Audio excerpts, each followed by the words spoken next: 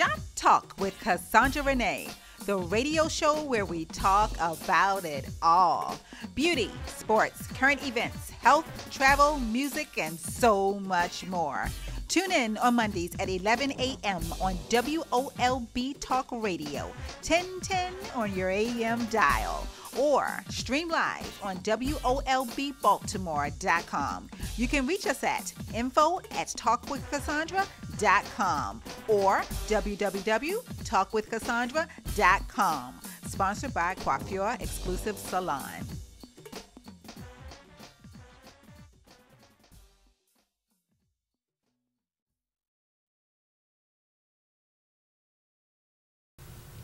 Hey, welcome to Shop Talk with Cassandra Renee.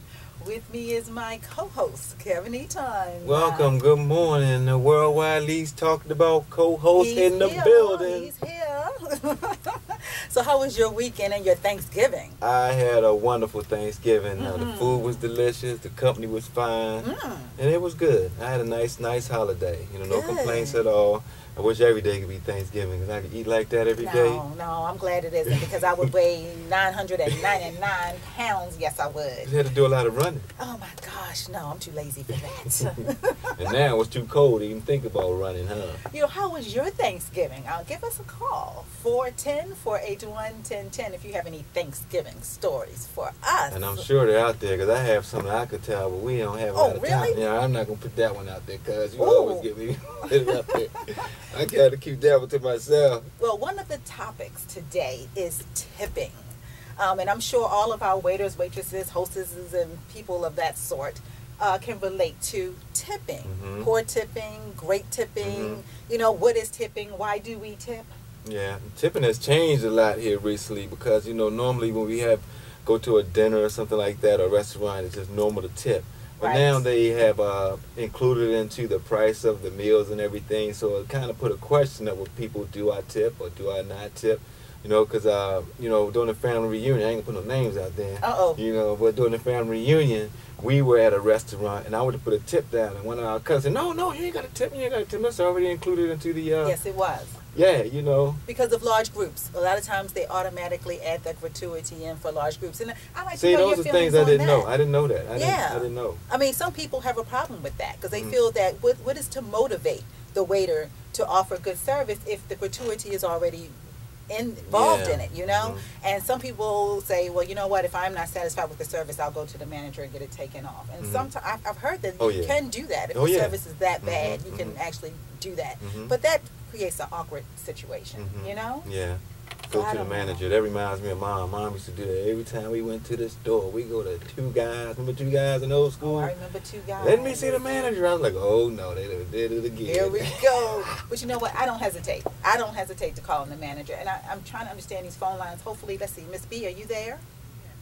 Hi. Well, okay, so we're talking about, we want to hear your Thanksgiving Day stories. Yeah. And we're talking about tipping, because there are guidelines. For restaurants, it's between 15 to 20%. For buffet, a lot of people are loving the buffets. They suggest 10%. For your doorman, $1 per bag, I guess, or $1 every time they open the door for you, I guess. The bellhops, $1 per bag. The maid, $1 to $10 per night. Cafes and coffee houses, 10 to 15%. Food delivery, $2 to $5. Manicurists, $10 to $50. Hairdressers, $25 to $100. That's the guideline for tipping. Miss B, how do you feel about the tip bowls at cash registers? I mean, that really irks me. Do you think, though, that the person operating the cash register should get a tip? I mean, all they're doing is taking your money.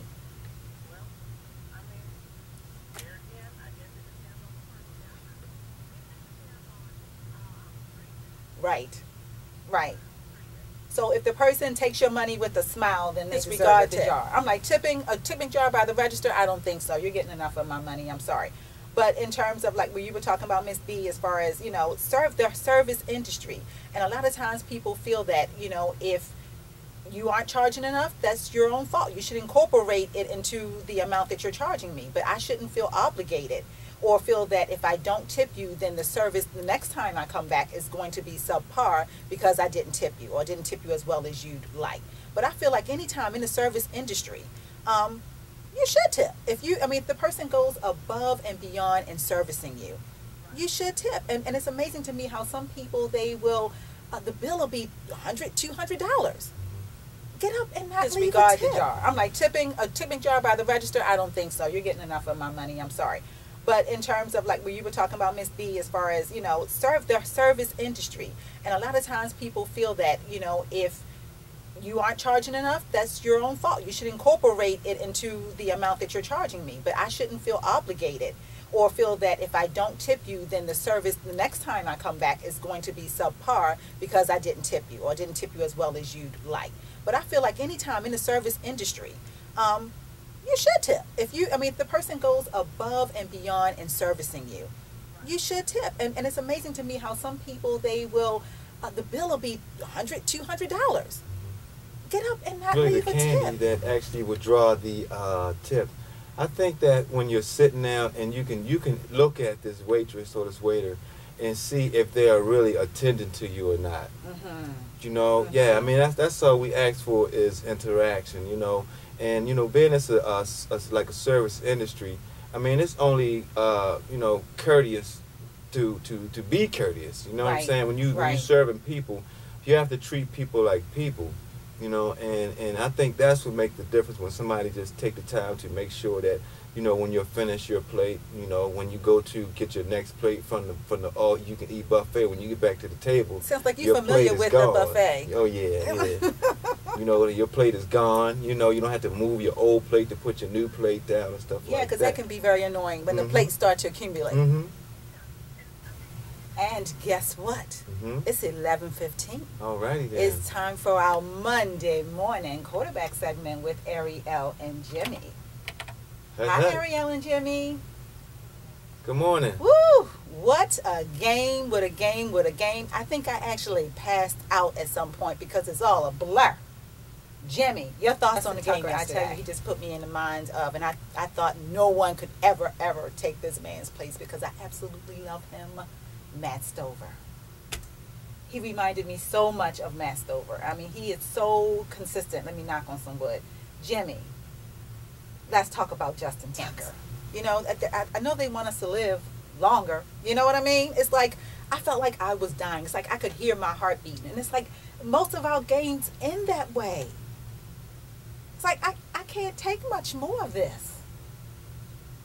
So thank you too so much. And Jimmy, you said you were going to stay on the line and talk to us about Elmo and a few other things. So you stay tight, Jimmy. But thank you so much. And this officially ends our Monday morning quarterback segment with Ariel and Jimmy. Thank you, Ariel. Bye-bye. Okay, Jimmy. What do you think about Elmo, Mr. Kevin Clash? Because one gentleman surfaced a couple of weeks ago, and he actually paid him $125,000 for him to keep his mouth shut. And my understanding, another gentleman has come forward, and he's suing for $5 million. And he's saying that nothing sexual happened between him and Mr. Clash, but everything else happened. There was a lot of touchy-feely things going on, and they didn't become intimate until after he became an adult. And you and I were discussing this yesterday, and we were talking about what type of a person would even be a puppeteer. They say other young men are going to be coming forward. That's what Singleton's attorney said. So this is going to be interesting. It kind of reminds me of the Tiger Woods thing. Remember, it started out with one woman, then maybe another woman, then before you know it, all these women were coming out of the woodwork. That's what it kind of puts me in mind.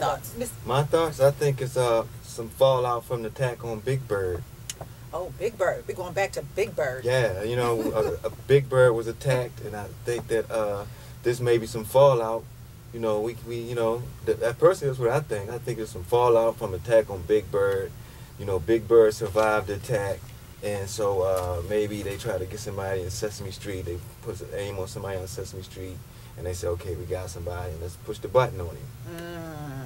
That's my personal opinion. I really do think that, they had it out for somebody. They couldn't get Big Bird, so they got a little Elmo.